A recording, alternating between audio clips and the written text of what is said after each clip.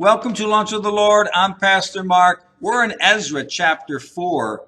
We're going to be starting at verse 6 this lesson. But before we begin, our theme verse for Lunch with the Lord, Jeremiah 15:16. Thy words were found, and I did eat them, and thy word was unto me the joy and the rejoicing of my heart. Now, this portion of scripture we're going over is a little bit different here. In chapter 4, verses 6 through 23, we're jumping ahead in time.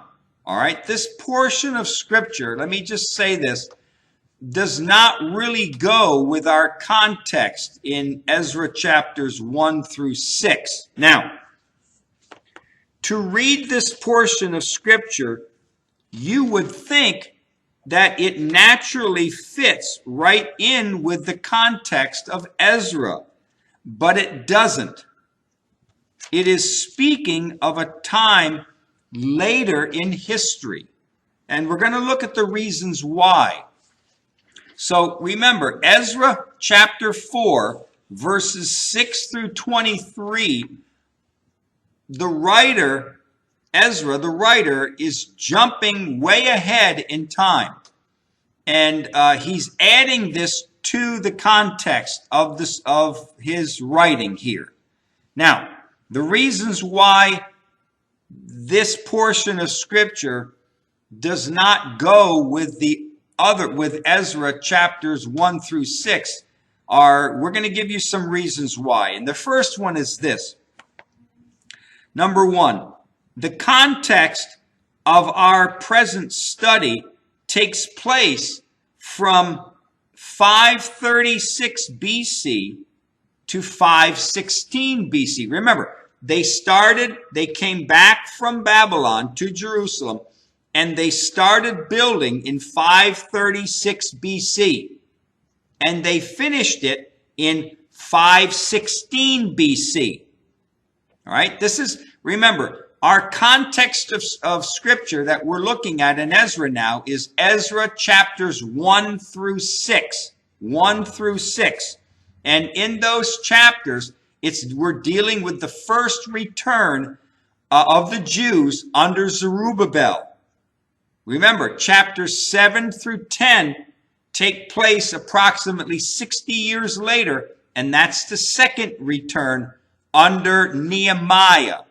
Now, so our first return takes place, and the temple is being built from 536 BC to 516 BC. Now, the second reason why this portion of scripture is an addition is because of verse 6. It says in verse 6, and in the reign of Ahasuerus, in the beginning of his reign. Now, Ahasuerus, right? King Ahasuerus is the same king as Esther's husband, and he reigned from 486 BC to 464 BC. So he's not anywhere near the time period of our context. And then the third reason is seen in verse 7. Verse 7 says, and in the days of Artaxerxes, right? In the days of Artaxerxes, King Artaxerxes. Now, he was the king. He was the next king of Persia after Ahasuerus, after Esther's husband. And King Artaxerxes reigned from 464 BC to 423 BC.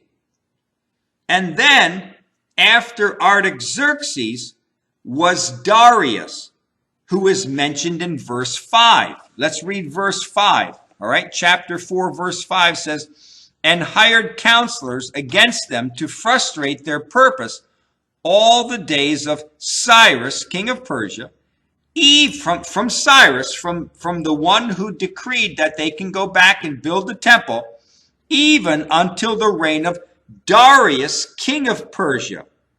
All right. Now you would think it would be you would think normally that it would be Cyrus, king of Persia, and then right after him is Darius. It's not. It's not. There's many, many years in between those two kings. Now, the writer, which is Ezra, mentions this portion of scripture because of the context of what he is writing, right? What he's writing about. And what is he writing about?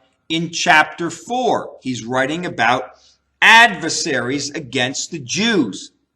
All right? So now he's starting to write. Chapter 4, verse 1. Now, when the adversaries of Judah and Benjamin heard the children of Israel are going to come back and they're going to build the temple, right? And the city of Jerusalem. So the context of what he's writing, the immediate context, is adversaries against the Jews. So while he's writing this, he's adding on more adversaries in later times in history. He started the chapter with the adversaries of the Jews, and he simply adds another incident of the continued opposition that was at a later time in history. Remember, chapter 4, verses 6 through 23, have nothing to do with the context of chapter 4, verses 1 through 5 and verse 24. All right? He's adding this in.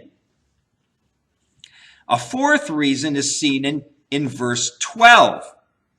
It says here in verse 12 of Ezra chapter 4, it says, "Be it known unto the king that the Jews which came up from thee to us are come unto Jerusalem, building the rebellious and bad city, and have set up" what? What have they set up?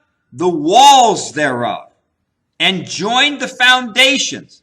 They're setting up the walls. So here, remember, in chapter 4, the first part of chapter 4, what are the Jews building? They're building the temple. They're not building the walls. They're building the temple. So chapter 4, verse 12 here is talking about when Nehemiah comes back and starts building remember, the walls were not built until Nehemiah comes back in his return. Remember, Zerubbabel made a return. He had 50,000 with him. And then 60 years later, Ezra comes back and he has 2,000 people with him come back to Jerusalem. And then about 10, 12 years later, Nehemiah returns. I shouldn't say he returns. He goes from Babylon to Jerusalem. All right. And Nehemiah is the one who builds the walls. So the context of verses 6 through 23 have nothing to do with our immediate context of what Ezra is writing about the building of the temple. Therefore, when you read this portion of scripture in verses 6 through 23, remember that it does not go with our present portion and its time period. Verses 7 through 23 deal with King Artaxerxes, and he was the same king that allowed Nehemiah to go to Jerusalem in the 20th year of his reign. And we see that in Nehemiah chapter 2 and verse 1. Therefore, this letter that was written, because there's this letter that is being written to him, had to have been written before his 20th year.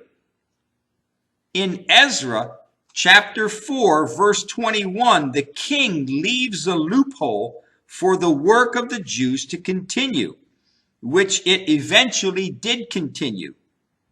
The king stops the work and eventually lets it begin again. Now, let's read verse 24 and we'll finish this lesson. And it says here, "Then ceased the work of the house of God." Again, we're back to the house of God again, because if you really want, what you could do is you could take chapter 4, verses 1 through 5, and then connect connect it with verse 24, because that's really how the history goes, the immediate history. Chapter 4, verses 1 through 5, and then the history starts again at verse 24. So, verse 24 is a continuation of verse 5. It says in this verse that they ceased the work of the house of God. It doesn't say they stopped work on the walls or on the gates, which started in Nehemiah's time. All right, so this was something that, the reason why I'm bringing this up is something that I haven't seen this before until I really started studying for these lessons. And it was never really emphasized or described to me like this. But it's true. These verses of Scripture, when you're reading Nehemiah, it's kind of I don't want to say it's a jumble of portions, jumble of history, but it kind of is. Because Ezra chapters 1 through 6 deal with one time of history, and then chapters 7 through 10 deal with a whole different time of history, right? But in the first section, in chapter 4, he adds another portion of history in there. And if you don't understand it, you can kind of get confused. Why is he talking about this king and that king, and now he's talking about walls? And didn't we just read about building a temple, and now we're building about walls? And now in chapter 5, we're going back to a temple again? It's all confusing to me. Well, it's not when it's laid out correctly, all right? We're going to start chapter 5 next lesson. But until then, walk with the Lord. I know he walks with you.